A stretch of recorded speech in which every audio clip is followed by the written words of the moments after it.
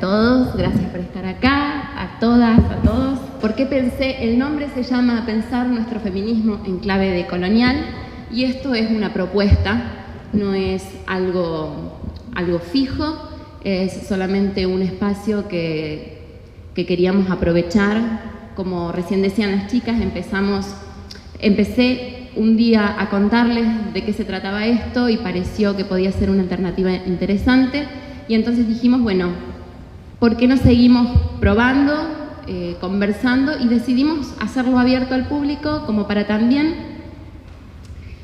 poder conversar con los de afuera, fuera de nuestro colectivo. Entonces, Pensar nuestro feminismo, tal y como se titula este encuentro, como decía recién Anabela, es pensar el lugar desde el cual nos posicionamos.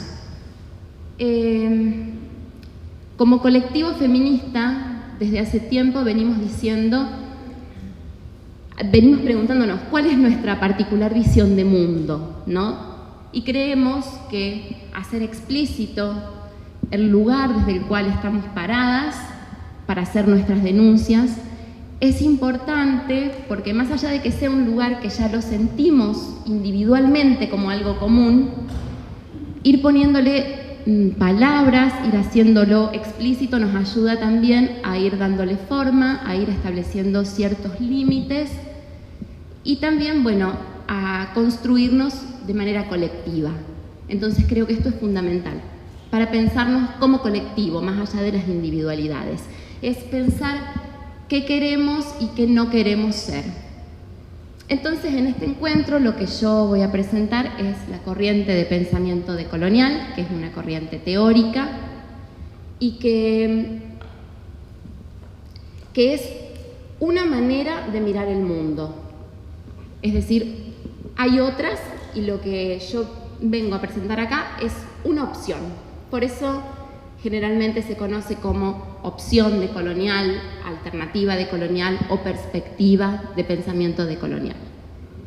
Esta perspectiva proviene de un grupo de investigadoras y de investigadores latinoamericanos que se denominan colectivo o grupo Modernidad Colonialidad, y tienen, bueno, esta teoría que se llama perspectiva decolonial. Lo menciono así como para que más adelante, cuando esté hablando, entiendan que estoy hablando. Cuando hablo del colectivo Modernidad Colonialidad, es de este grupo de investigadoras e investigadores que trabajan esta teoría específica. Empiezo haciendo esta pregunta al público: ¿qué es esto? ¿Qué es esto para ustedes?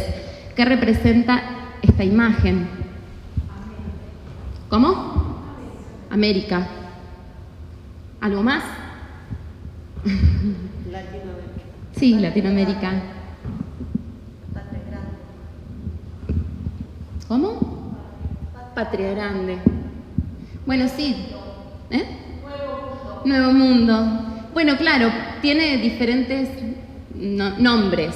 Esto puede ser América, puede ser... Bueno, si hay un estadounidense acá nos dice, no, América es mi país, esto es el continente americano. Si hay alguna persona de los pueblos originarios nos dice, esto es Abya Yala, que luego pasó a llamarse América. En fin, tiene diferentes modos de nombrarse de acuerdo a quien lo mire. Entonces, de acuerdo al lugar desde el cual se lo mire. Y esto es, cuando hablo de lugar, no es un lugar geográfico, o no es un lugar geográfico exclusivamente. Puede ser una persona de los pueblos originarios de América Latina que esté en Ámsterdam, pero que está pensando desde la perspectiva que le enseñaron sus ancestros, entonces está posicionado epistémicamente en otro lugar.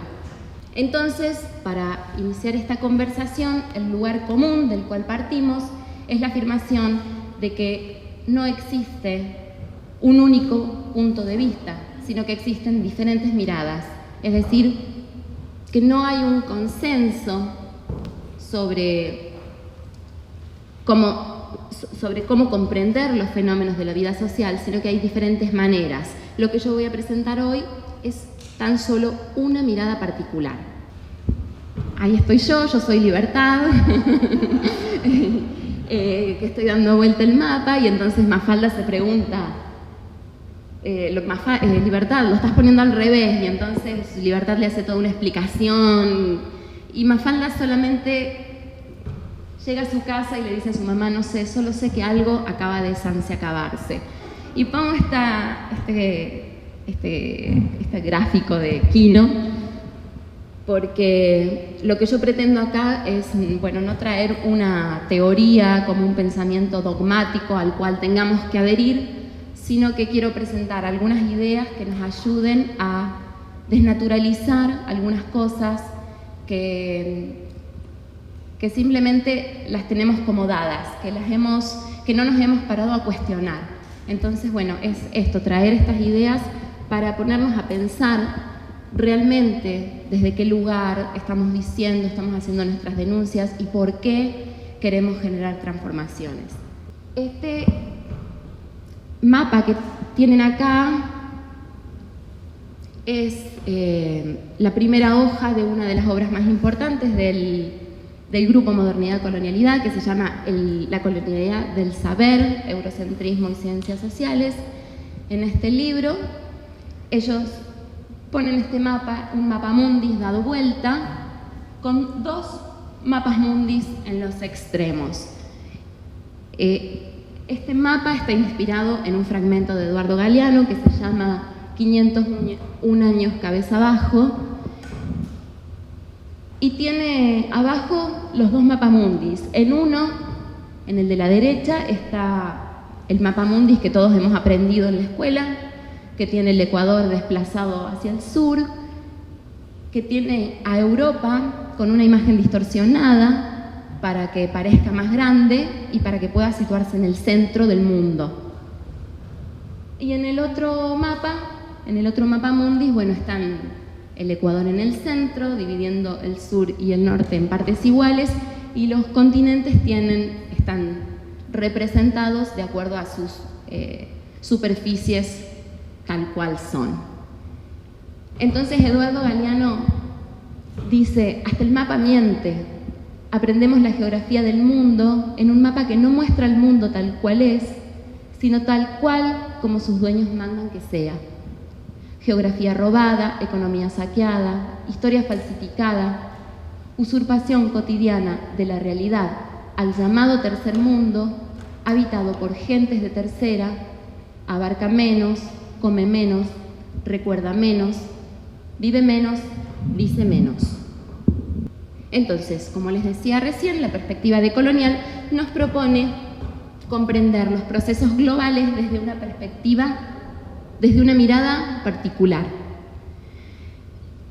Esto ya lo dije, se conoce como opción, desde una mirada particular, es decir, desde un cuerpo y un territorio específico. Y esto es importante de señalar porque esta teoría parte de una crítica al pensamiento eurocéntrico, que es un pensamiento que se atribuye las condiciones de neutralidad, de objetividad, de universalidad, e impone su mirada, que en realidad es una mirada particular sobre el mundo, como una verdad universal.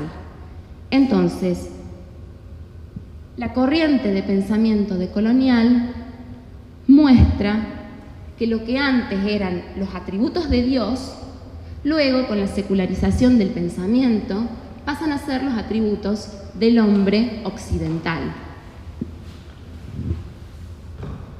¿Qué es esto? Un ojo de Dios que todo lo ve sin ser visto. La perspectiva decolonial dice: esa racionalidad moderna no es ni neutral, ni objetiva, y mucho menos universal.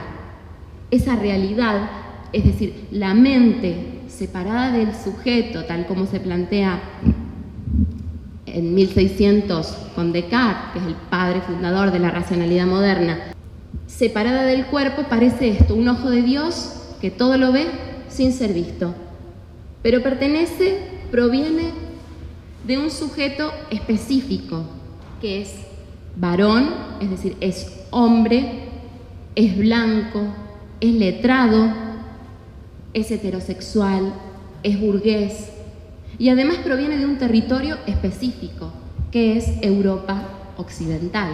No es toda Europa. En aquel momento Europa no existía como tal, era tan solo una región periférica.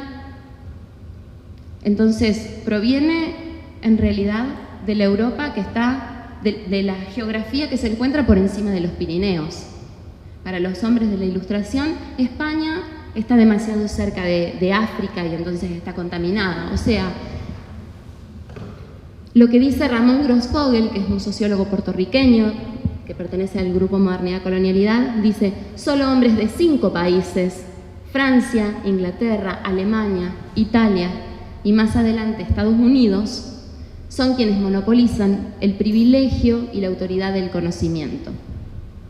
Y esto lo menciono ahora, pero ya van a ver al final de la charla, les pido un poquito de paciencia, pero ¿cómo se relaciona con nuestro feminismo? Estamos hablando de una cosa, bueno, un poco alejada, pero tiene mucho que ver esto de quién es el que tiene el privilegio y la autoridad de la enunciación.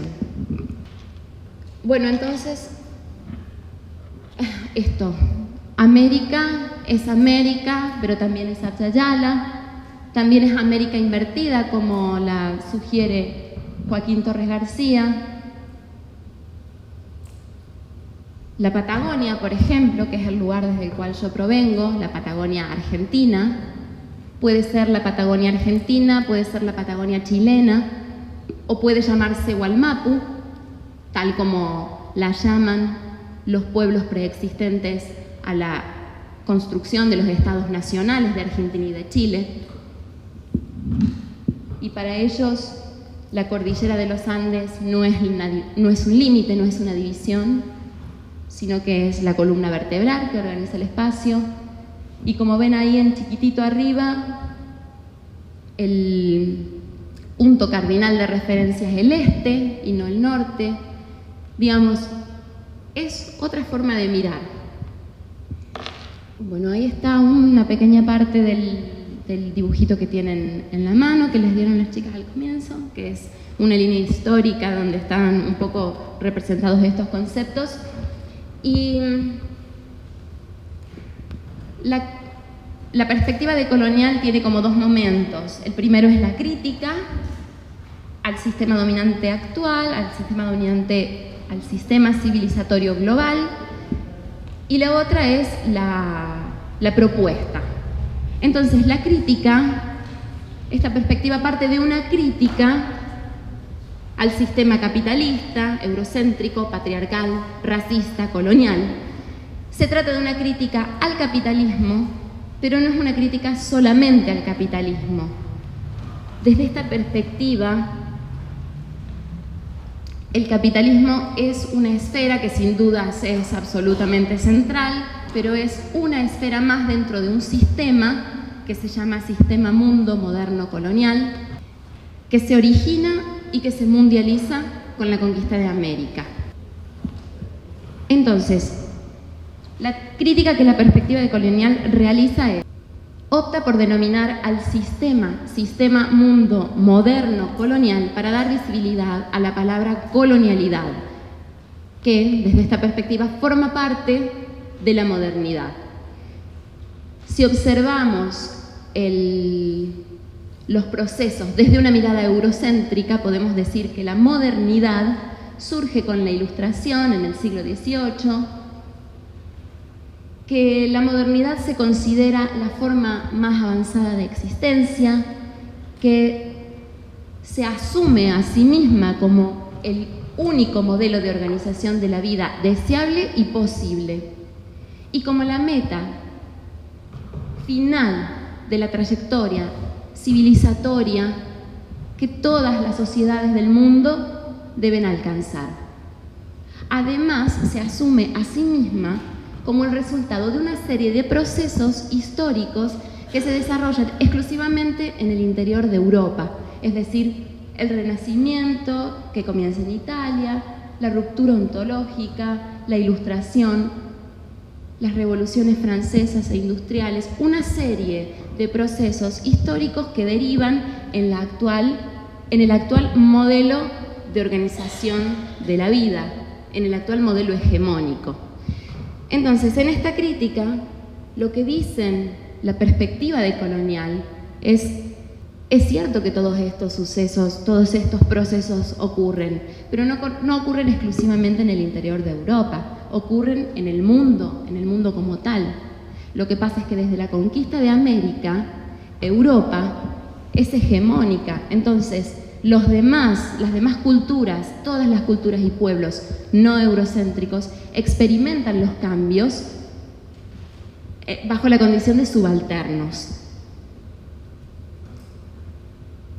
Por eso es que se plantea que la crítica a la modernidad y al capitalismo necesariamente tiene que remontarse 5 siglos atrás con la conquista de América, porque es en la conquista de América, en el momento en el que se origina y en el que se instala esta estructura de poder global. Bueno, pero además la particularidad de esta corriente, la corriente decolonial forma parte de una cantidad de teorías, está incluida en el marco de otras teorías dentro del pensamiento crítico latinoamericano, pero su especificidad, su particularidad es esta, que además propone avanzar hacia otros lugares, propone tender puentes hacia otras formas de pensamiento que han sido invisibilizadas, que han sido negadas a partir de los procesos de dominación colonial. Entonces propone avanzar, abrirse a otros modos de pensamiento que emergen desde la pluralidad del mundo y desde la diversidad de las historias locales. Este pensamiento hacia el cual se propone avanzar se llama pensamiento de frontera y está inspirado en una feminista chicana que se llama Gloria Anzaldúa, que habla de lo que significa habitar la frontera como un espacio que es limítrofe, que es un territorio, un lugar que es borde, como un espacio en el que no se está ni de un lado ni del otro, y un espacio en el que, al que quienes habitan el territorio lo miran siempre con una actitud de sospecha, con actitud de dudas. Entonces ella propone habitar las fronteras y transformarlas, hacer que estas fronteras dejen de ser un límite y se conviertan en un puente, en un cruce de caminos. Entonces, inspirados en esta metáfora de Gloria Anzaldúa, Walter Mignolo, por ejemplo, y otros autores de la teoría decolonial proponen el pensamiento de frontera. Y proponen lo que es un paradigma otro. Les pongo acá unas palabras de lo que dice Mignolo sobre lo que es paradigma otro. Un paradigma otro marca la discontinuidad en la historia de la modernidad, contada desde la perspectiva de la propia modernidad, e introduce la mirada opuesta. No digamos la mirada de Colón mirando a los indios mientras se acercaba a la costa, sino la de los indios mirando ese objeto extraño en el agua que se acercaba hacia ellos. Esas dos miradas se ligaron, se entrelazaron en una relación de poder. Se plantó la semilla de la colonialidad del poder y con ella el paradigma silenciado durante mucho tiempo de quienes ven el mundo desde las costas a las que llegan los barcos, los ferrocarriles, los bancos, los aviones. La perspectiva de quienes creen que no hay modernidad sin colonialidad y que la colonialidad originó miradas de encono, de necesidad de liberación, de reacción frente a la arrogancia y la ceguera, tanto de la crueldad de algunos como de la bondad de otros. Desde esta perspectiva, la perspectiva de quien mira desde la costa, el cuento de la superación del colonialismo, de que el colonialismo es cosa del pasado y que ahora estamos en la posmodernidad del imperio, suena francamente a cuento. La posmodernidad del imperio no es sino poscolonialidad en el sentido literal del término. Nuevas formas de colonialidad, esto es, colonialidad global.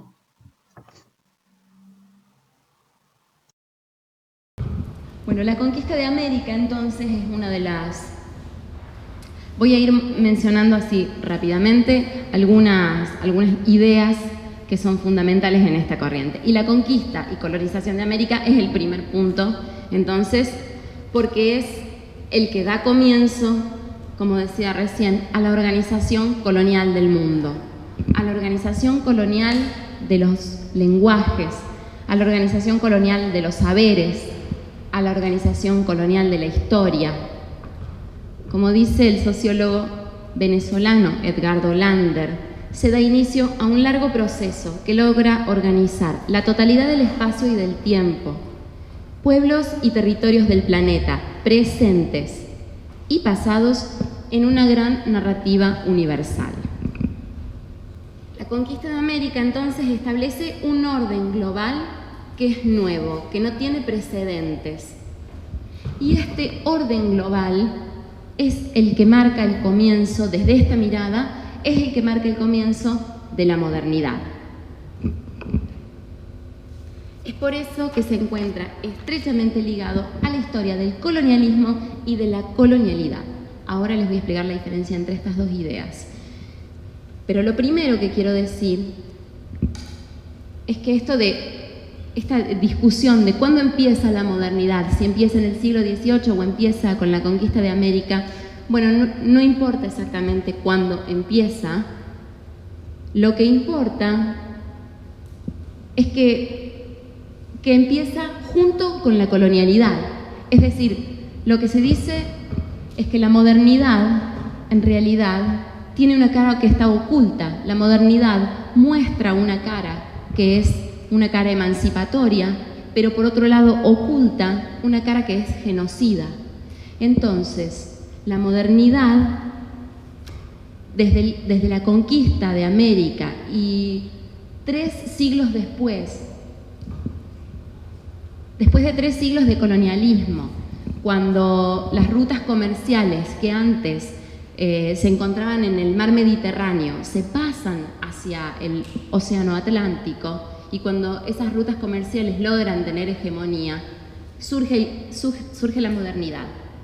Pero lo que dicen los autores decoloniales es imposible que esa modernidad haya surgido sin los 300 años previos de tráfico de mercaderías, del oro y la plata del Potosí. Entonces, no existe la modernidad sin la colonialidad. Es imposible que la modernidad pudiera existir y pudiera perdurar sin la colonialidad. A esta idea, Enrique Dussel, que es un historiador y un filósofo argentino, suma la idea de que los actos irracionales que caracterizaron la conquista y la colonización de América no hubieran, es decir, que la racionalidad emancipadora, que es la modernidad, no hubiera podido existir sin los actos irracionales que se cometieron en la conquista y colonización de América. Entonces, esta violencia irracional se contradice con los ideales de la modernidad de emancipación a través de la razón. Es por eso que se ocultan, que permanecen sin nombrar. Por eso la perspectiva decolonial lo que propone es hacer visible esta cara que permanece oculta y reconocer la función ambigua de la modernidad, que es, por un lado, la emancipación y la libertad a través de la razón, pero por otro lado, la cultura de la violencia.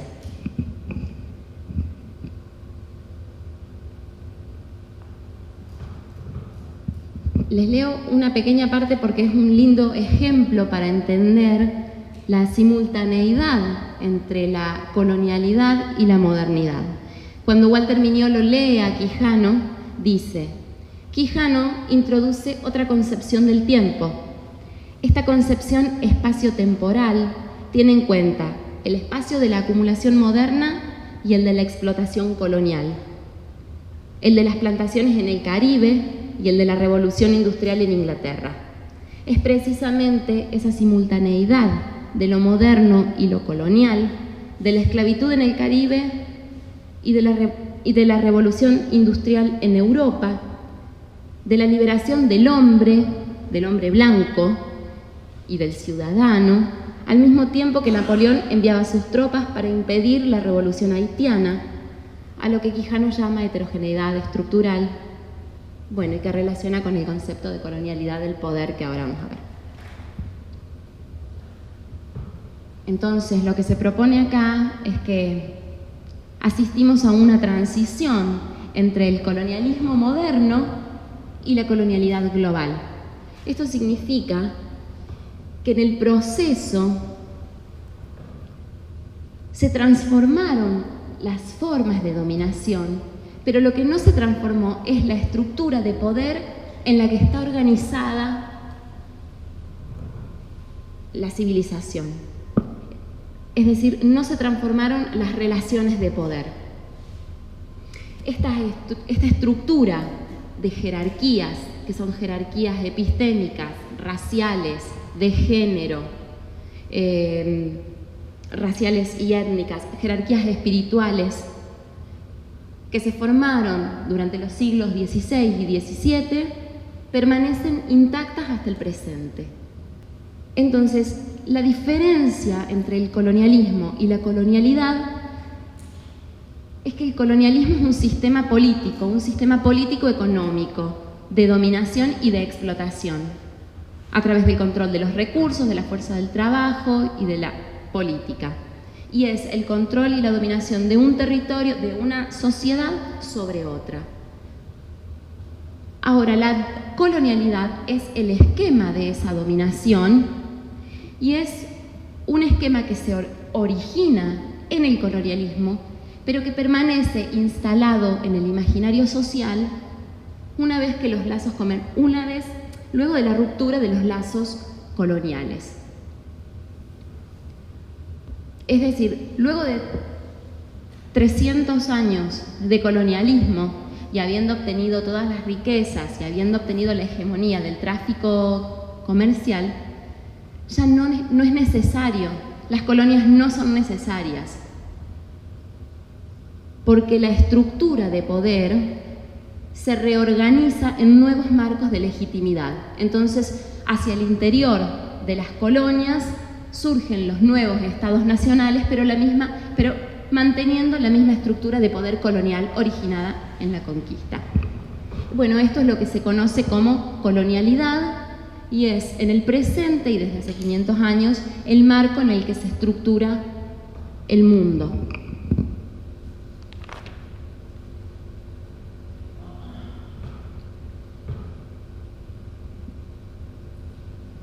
El patrón colonial de poder. Bueno, una cosita señalo.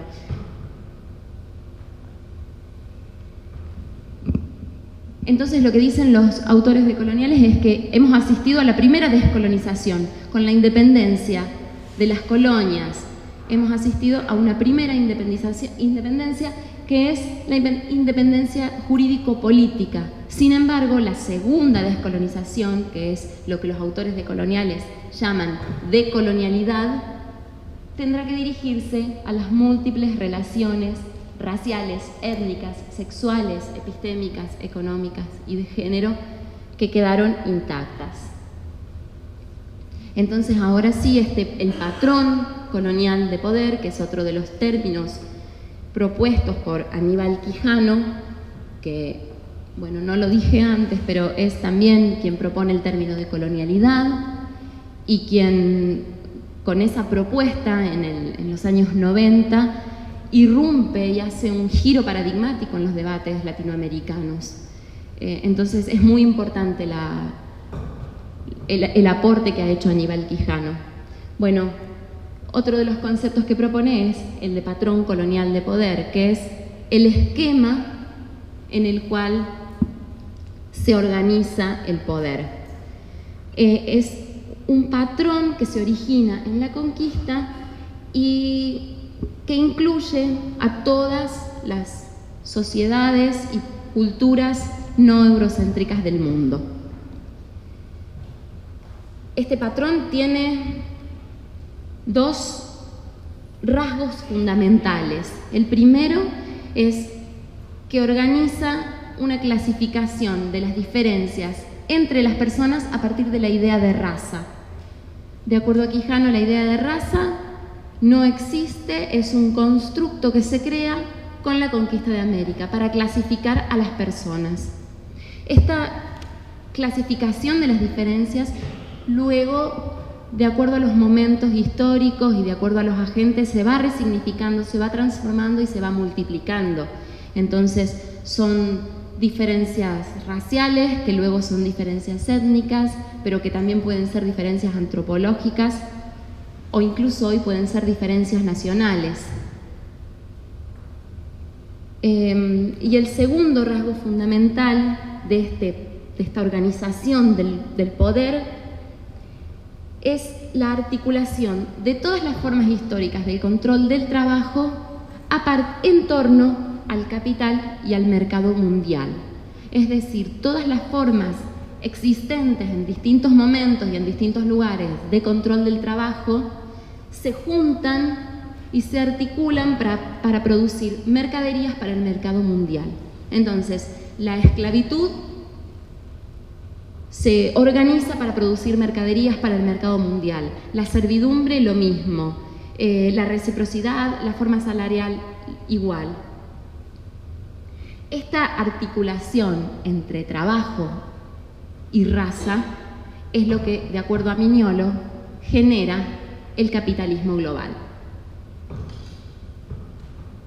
Como les decía al principio, ¿no? El capitalismo, de acuerdo a esta perspectiva, es una parte de este otro sistema. Y es por eso que Quijano afirma: el capitalismo no se fundó en Europa. Sin América no hay capitalismo. Sin la esclavitud, sin la servidumbre andina, no hay capitalismo industrial. Este patrón colonial también tiene dos momentos, que es lo que les comentaba al principio, la discusión de cuándo comienza la modernidad, en realidad.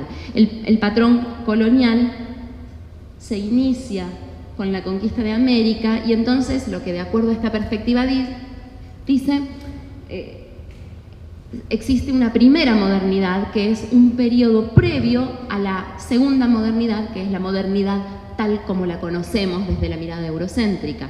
Y entonces en esta primera modernidad tenemos la hegemonía de la Europa cristiana y lo que tenemos es una relación colonial entre América y entre Iberia. En este momento se crea la idea de América. Antes América no existía como tal, se construye la idea de lo que es América para más adelante diferenciarse y construir la idea de lo que es Europa, que en ese momento tampoco existe como tal. Europa también se construye. Esto es la segunda modernidad. En estos 300 años de colonialismo, como les decía antes, las rutas comerciales que antes estaban centradas en el mar Mediterráneo se trasladan hacia el océano Atlántico. Europa comienza a tener un control del tráfico comercial mundial y además, por supuesto, hay acumulación de riqueza, pero no solo de oro y de plata, sino que también hay acumulación de conocimientos y de experiencias. Y entonces así en el siglo XVIII surge la segunda modernidad y la hegemonía se traslada hacia la Europa occidental, Y entonces Europa se vuelve hegemónica, se vuelve centro del poder económico, pero además se vuelve centro de la elaboración intelectual. Y estos son este es otro de los conceptos, el eurocentrismo. El eurocentrismo surge con la Ilustración. A la par de este patrón de poder fue necesaria la elaboración de una perspectiva intelectual y un modo particular de producir conocimiento que pudiera acomodarse, acompañar y respaldar las pautas establecidas por este patrón de poder. Entonces, la producción intelectual acompañó los procesos de expansión colonial y apoyó y sirvió para su justificación. Posicionados en este lugar de superioridad, el eurocentrismo establece un tipo deseable de sujeto. El sujeto deseable es el varón, que es blanco, que es padre de familia, que es propietario, que es letrado, que es heterosexual. Y entonces se excluye del imaginario todas aquellas personas concretas, todas aquellas formas de vida concretas, es decir, mujeres, indígenas, negros, analfabetos, homosexuales, todas aquellas subjetividades que no se ajustan al aparato de producción capitalista quedan excluidas o quedan subalternizadas, quedan consideradas como sujetos indeseables, como sujetos que pueden ser desechables. A esta idea de eurocentrismo y a la idea de patrón colonial de poder, Walter Mignolo, que es un semiólogo argentino, le agrega una nueva especificidad, y es el lugar epistémico de enunciación, que es lo que yo les estoy proponiendo pensar hoy. Mignolo dice que con la emergencia de América, no solo el capital es el que logra extenderse progresivamente hasta alcanzar un nivel mundial, sino que junto a él también lo hacen las formas de pensamiento, las formas de justificación, de análisis y de crítica. Entonces, dice, la modernidad es un relato de aquellos que controlan la matriz del poder, de aquellos que controlan el lugar de enunciación, que controlan el lugar desde el cual se habla. De acuerdo a Mignolo, lo social está formado por 4 grandes esferas que son interrelacionadas, ¿no? La economía, la autoridad, el género, la sexualidad y el conocimiento. Pero estas 4 esferas se enuncian desde un lugar específico, que es el racismo y el patriarcado. El racismo, que es fundamental para la explotación del trabajo, y el patriarcado, que es fundamental para el control de la autoridad, para el control de la vida social, para el control del género y para el control del conocimiento. Entonces, dice Mignolo, ese es el lugar en donde debe darse la lucha. Y esto, bueno, pensándolo para luego, ¿no?, el debate, pensándolo desde los feminismos, cuando hablamos de quién controla los cuerpos de las mujeres y las decisiones que deben tomar las mujeres. Bueno, por último, la noción de decolonialidad, que ya se las mencioné antes al pasar, pero como decíamos al comienzo, el pensamiento decolonial propone tender puentes hacia nuevos lugares, avanzar, es decir, es profundamente necesario buscar nuevas rutas. Y tal como dicen, si la colonialidad es constitutiva de la modernidad, tenemos una tercera expresión que es la decolonialidad, que en realidad es la contrapartida de las 2 primeras. Si la modernidad es el lado visible que muestra una lógica salvacionista de libertad y progreso, y la colonialidad es un lado oculto del mismo sistema que esconde una lógica correctiva de opresión, Entonces, la decolonialidad es la negación, es la actitud de rechazo, es la reacción ante la acción violenta que produce la modernidad-colonialidad. La retórica de la modernidad va destruyendo y va desplazando, pero a la vez va generando energías de descontento. Finalmente, la decolonialidad entonces es esa energía que no se deja manejar por la lógica de la colonialidad, pero que tampoco se cree los cuentos de hadas de la modernidad. Bueno, para concluir, no es una conclusión final, sino que es una conclusión abierta al debate, a quienes quieran opinar, aportar en qué medida esta teoría puede nutrir los movimientos feministas, las luchas feministas. Desde mi punto de vista existen muchas conexiones. Creo que la lucha feminista es parte de la expresión de la modernidad-colonialidad, digamos, es parte de los cuerpos y los territorios que sufren las heridas de la colonialidad, y además es parte de las luchas por la decolonialidad, es parte de esta energía de descontento. Por supuesto que lo primero que vemos a simple vista es esta, como puntos en común, es esta crítica a ese ideal no cuestionado de sujeto, que es blanco, que es hombre, etc. Y esa actitud constante de sospecha, de duda de las demás subjetividades.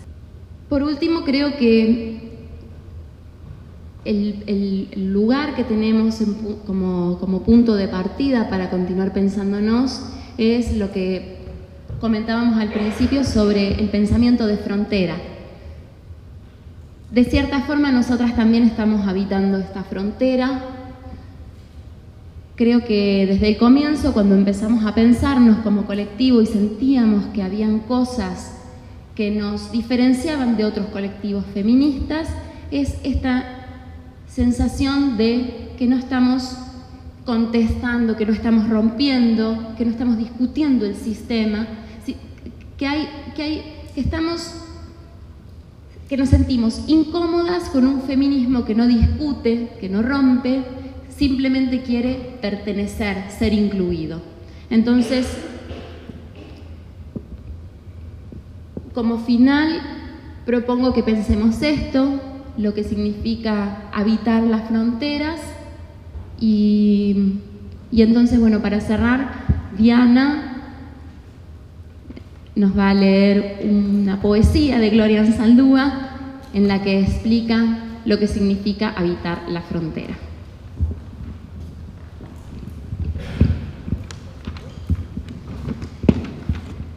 Vivir en la frontera significa que tú no eres ni hispana, india, negra, española, ni gabacha.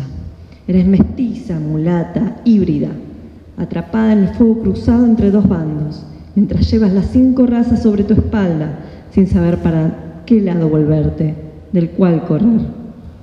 Vivir en la frontera significa saber que la india en ti, traicionada por 500 años, ya no te está hablando, que las mexicanas te llaman rajeta, que negar la anglo dentro tuyo es tan malo como haber negado a la india o a la negra.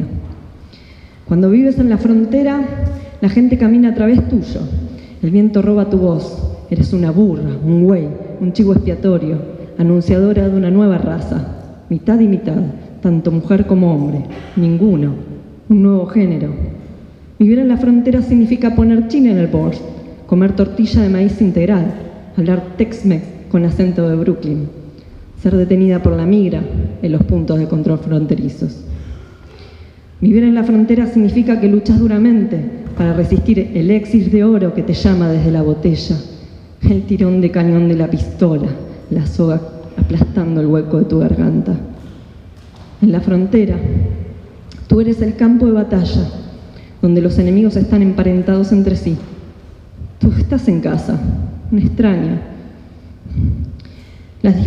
Las disputas de límites han sido dirimidas. El estampido de los disparos ha hecho trizas la tregua. Estás herida, perdida en acción, muerta, resistente. existiendo.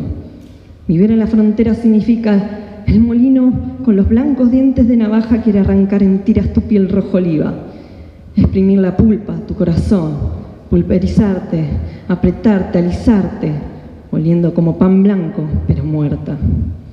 Para sobrevivir en la frontera, debes vivir sin fronteras, ser un cruce de caminos.